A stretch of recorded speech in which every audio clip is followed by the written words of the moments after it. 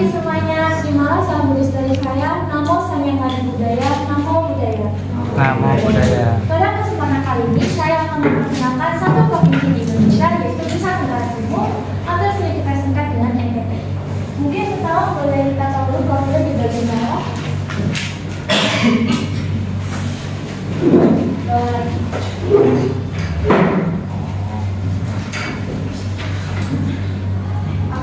Jadi NTT sendiri ini merupakan suatu provinsi yang berada di Kepulauan Nusa Tenggara atau disebut juga sebagai Kepulauan Sunda Kecil. Namun di bagian timurnya, nah karena itu disebut sebagai Nusa Tenggara Timur. Nah NTT sendiri memiliki 22 kabupaten kota dengan ibu kotanya berada di Kupang. Nah faktanya NTT ini menempatkan peringkat ketiga dengan jumlah bahasa daerah terbanyak setelah Papua dan Papua Barat. Nah masuk ke bagian atasnya untuk luasnya. Luasnya sendiri sebesar 47.932 km persegi dengan jumlah penduduknya 5.569.068 penduduk. Di bagian bawah.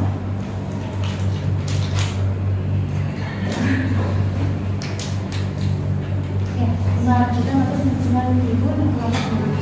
Sehingga pada tahun 2002 itu tahun yang paling baru, yaitu proyeksi pertumbuhan penduduk per tahun sebesar 1,50%. Cuma sangat disayangkan ada di bagian atas bahwa pendidikan di NTT ini belum cukup menggembirakan karena hampir 30% pelajar di NTT belum dapat mengenyam pendidikan. Nah nanti di sini boleh untuk ada beberapa masalah juga yang utamanya. Yang pertama adalah laju pertumbuhan ekonomi yang rendah. Nah sebenarnya laju pertumbuhan ekonomi yang rendah ini disebabkan oleh beberapa faktor. Untuk faktor yang pertama mungkin bisa direlakan pada tahun 2020 di mana COVID-19 itu sudah melanda sehingga kunjungan wisatawan itu tergolong rendah. Namun sekarang sudah ditanggulangi karena promosi wisata di NTT ini sudah lebih ditingkatkan, ditambah lagi dari AirAsia sendiri, ditambah maskapai penerbangan dari Denpasar ke Kupang sehingga transportasi wisatawan lebih mudah. Nah, faktor kedua dari laju pertumbuhan ekonomi rendah adalah kemiskinan. Jadi karena kemiskinan, akhirnya kan jumlah konsumsinya rendah. Ada laju pertumbuhan ekonominya juga lambat, jadi saling bergantungan. Nah, kemiskinan ini juga disebabkan oleh beberapa faktor. Untuk faktor yang pertama sendiri itu karena lahannya yang paling tinggi.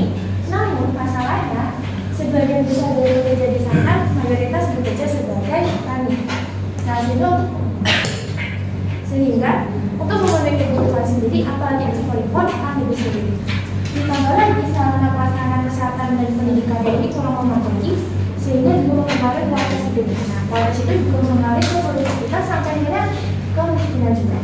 Nah, caranya bagaimana menanggulanginya? Yang pertama tentu dengan memberikan pelatihan lain di bidang lain juga selain dari pertanian, atau juga untuk sarana pendidikan ataupun sarana kesehatan yang pastinya juga ada masalah dapat saja sarana dari pemerintah sendiri ini harus dapat meratakan pembangunan. Jadi nggak hanya di kota-kota yang dekat ibu kota, namun di NTT sendiri juga harus diperhatikan.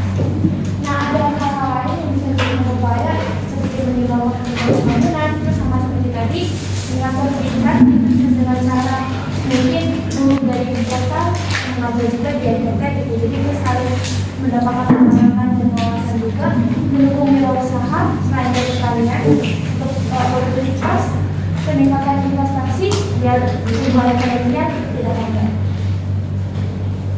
Di sini juga ada Komodo, mulai markas sendiri ada desa Kolesebu. Nah di sini juga ada pakaian adat dari NTT sendiri. Terakhir ini bisa ke bawah.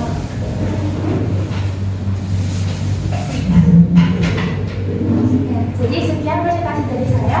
Mohon maaf apabila ada kurang. Nanti untuk menutup presentasi ini saya akan membacakan suatu kata bijak dari Jawa. Kedua berasal dari bumi dan kehidupan dari bumi. Terima kasih. Namo Sanghyang Adi Budaya. Namo